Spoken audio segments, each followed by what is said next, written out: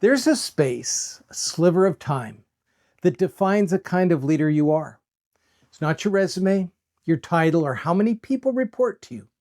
It's what happens in the moment before the moment.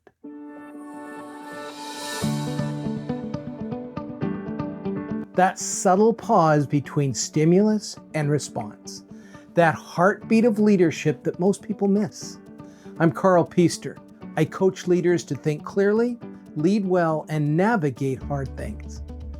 The best leaders know how to own the moment before the moment. Can I say that again? The best leaders know how to own the moment before the moment. I just had a senior leader relate a situation which she used the very wise strategy of pausing before speaking.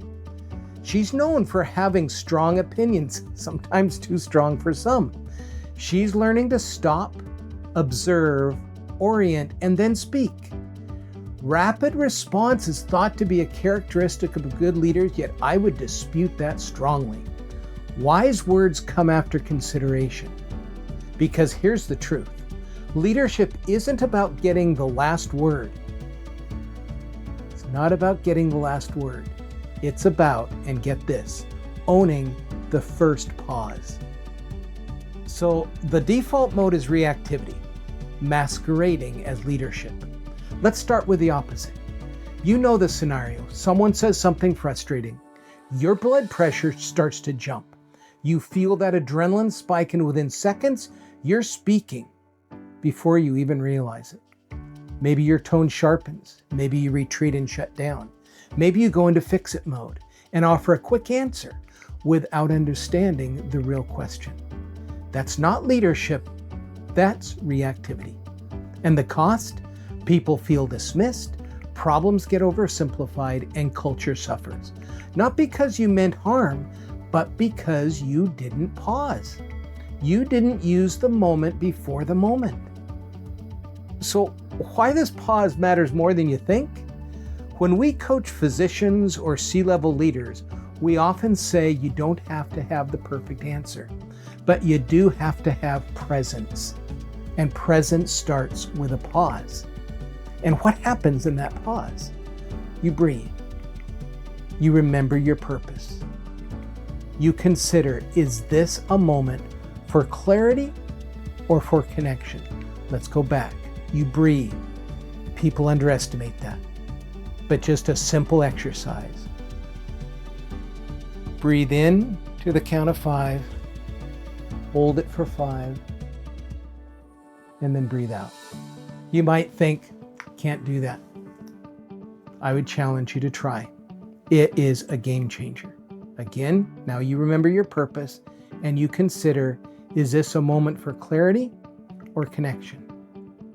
And you choose curiosity over control. The pause is not passive. It's the most active part of leadership. It's where you decide who you want to be, not just what you want to say. Now, there's some neuroscience behind this moment. Neuroscience backs it up 100%.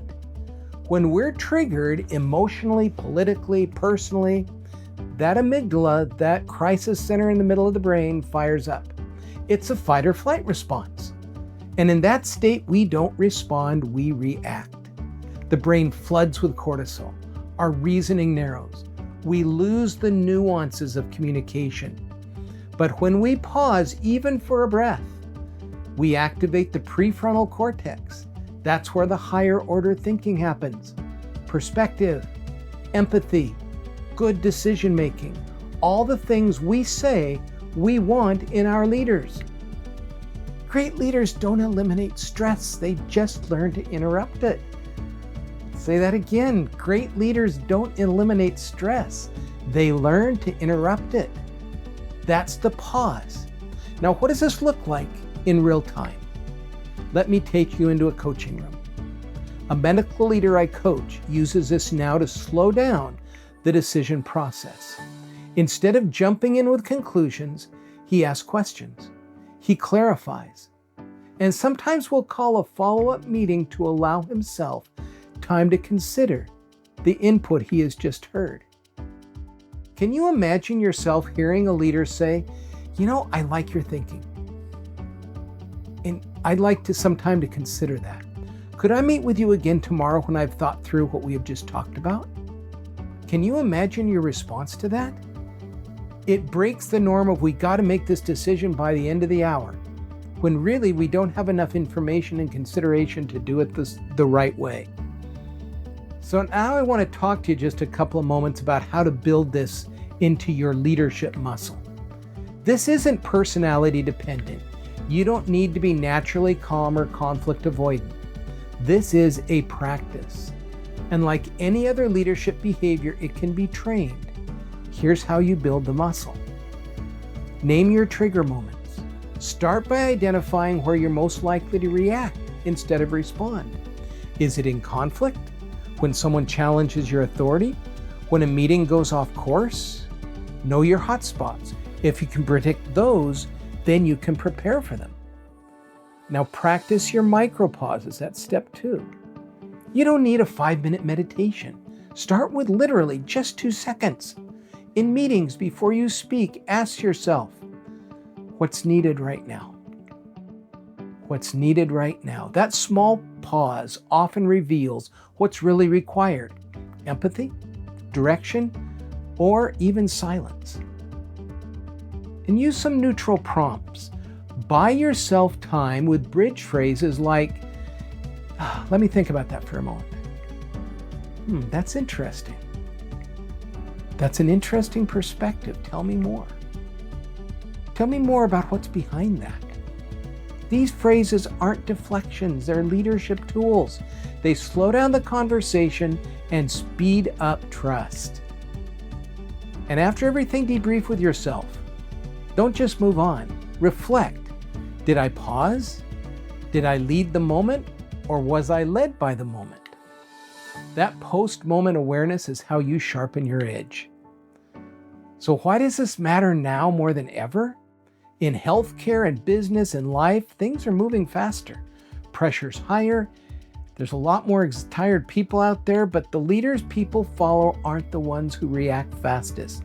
They're the ones who slow down enough to see clearly. When you build that pause into your leadership DNA, everything changes. You stop firefighting and start fireproofing. You stop managing the moment and start multiplying your impact. You stop trying to win the moment and you start owning the moment. That ownership of the moment is so important. If you remember one thing from this, great leadership isn't built in what you say. It's built in the moment before you say it. Great leadership is not built in what you say. It's built the moment before you say it. That's where courage forms.